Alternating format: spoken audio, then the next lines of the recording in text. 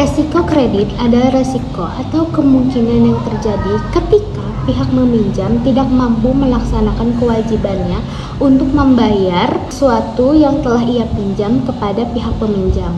Hal ini terjadi biasanya oleh bank atau lembaga keuangan.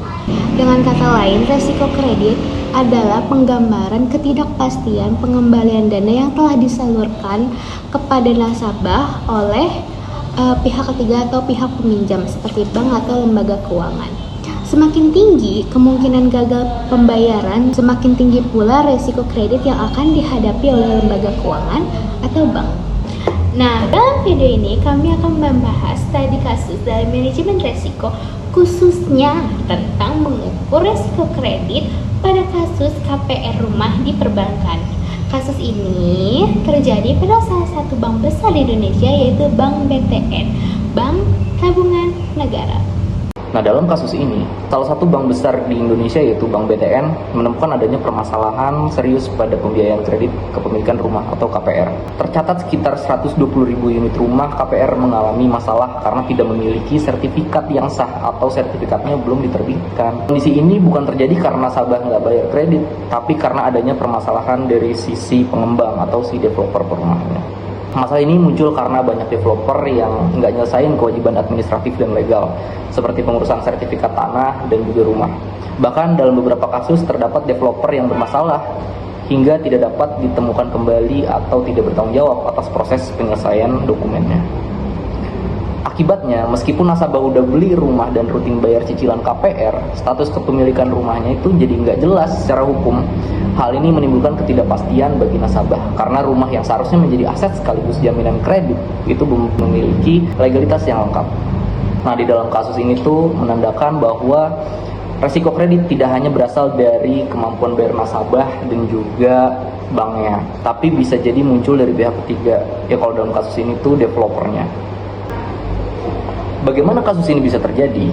Kasus ini terjadi karena dalam sistem KPR terdapat beberapa pihak yang saling terhubung, yaitu nasabah sebagai pembeli rumah, bank sebagai pemberi kreditnya, dan developer sebagai pihak yang membangun serta menyediakan rumahnya. Dalam proses normal ini, bank kayak Bank BTN akan menyalurkan kredit kepada nasabah setelah proses analisis kelayakan dilakukan.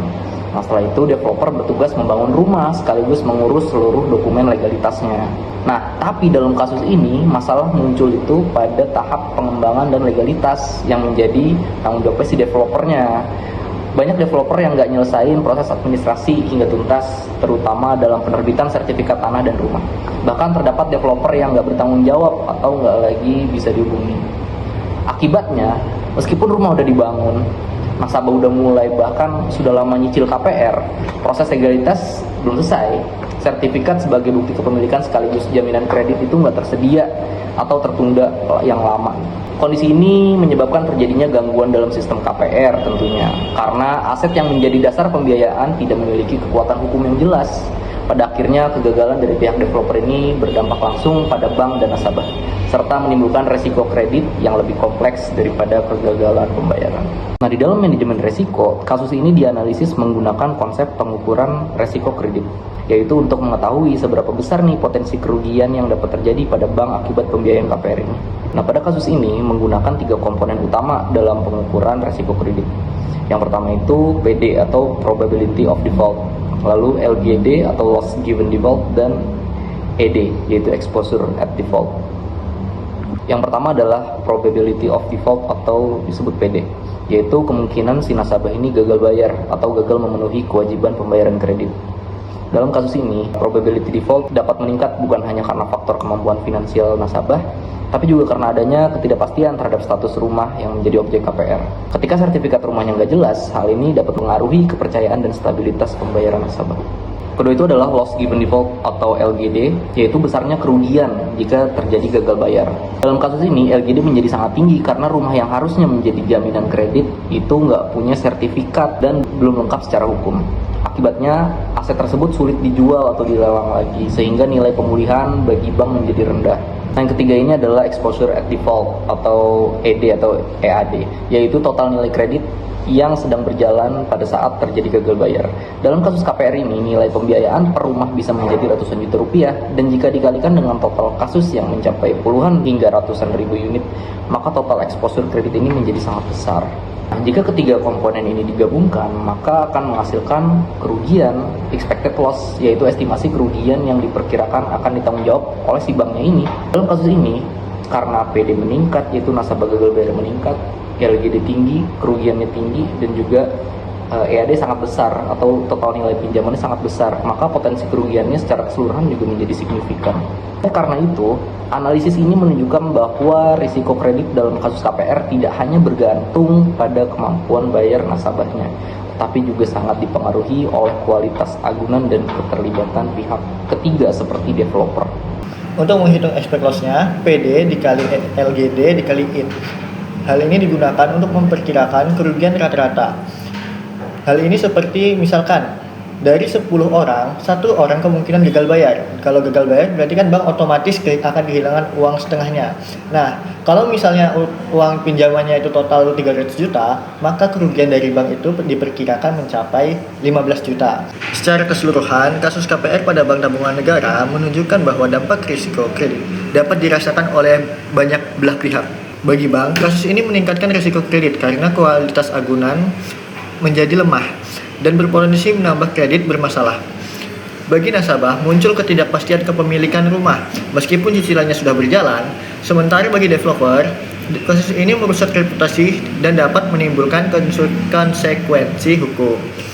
Dengan demikian, dapat disimpulkan bahwa risiko dari kredit ini tidak hanya berdampak pada aspek keuangan bank, melainkan juga dapat mempengaruhi kepercayaan, kepastian hukum, dan stabilitas seluruh ekosistem pembiayaan perumahan. Untuk mengatasi permasalahan risiko kredit pada kasus KPR pada Bank Tabungan Negara, diperlukan langkah mitigasi risiko yang dilakukan secara bertahap, mulai dari sebelum kredit diberikan, saat kredit pertama, hingga setelah masalah terjadi. Pada tahap sebelum kredit diberikan, bank harus memperketat proses analisis dan seleksi.